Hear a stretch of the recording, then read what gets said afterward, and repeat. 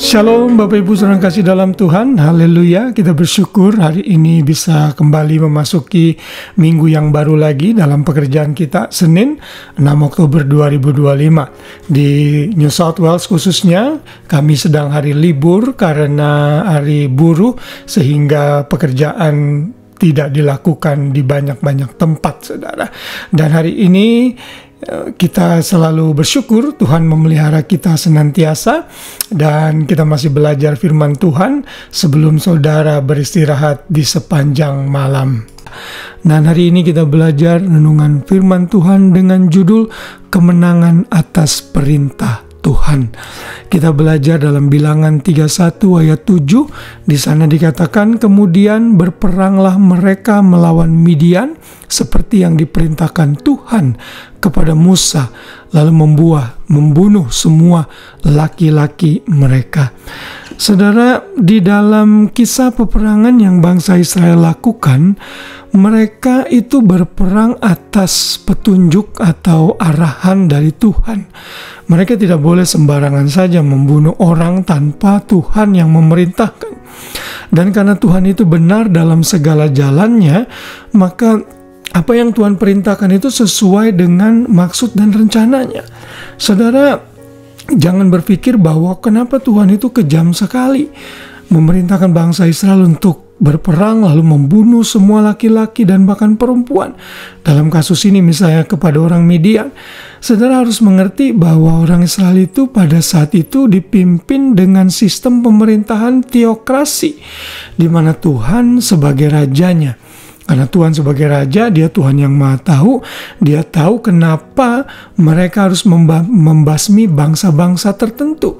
Misalnya bangsa Midian ini atau bangsa Amalek.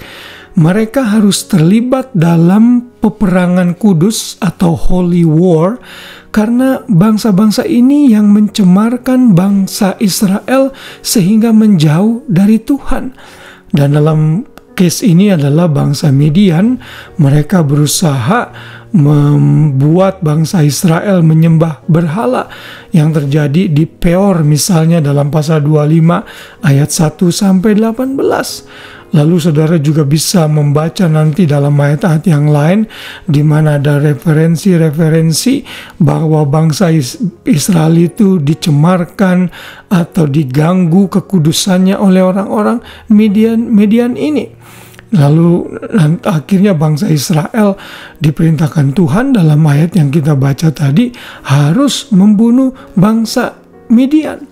Bahkan bukan hanya membunuh tapi membasmi seluruhnya, termasuk perempuan-perempuan yang pernah bersetubuh dengan orang-orang Israel, yang membuat mereka akhirnya menyembah berhala pada saat mereka berada di Peor. Nah saudara, ini satu perintah yang Tuhan lakukan agar orang Israel lakukan, dan karena Tuhan yang memerintahkan, maka Tuhan akan memberikan kemenangan kepada orang Israel. Dan Tuhan sudah lakukan itu di dalam ayat yang kita sudah baca tadi.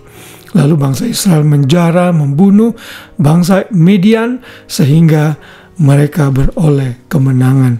Sempat terjadi insiden juga bahwa mereka tidak mau membunuh wanita-wanita, tetapi Tuhan waktu itu marah dan akhirnya memerintahkan mereka untuk membunuh wanita-wanita yang sudah bersetubuh dengan orang-orang Israel dan mencemarkan mereka dan membawa mereka kepada penyembahan berhala. Sedangkan wanita-wanita yang belum bersetubuh dengan pria dibiarkan hidup.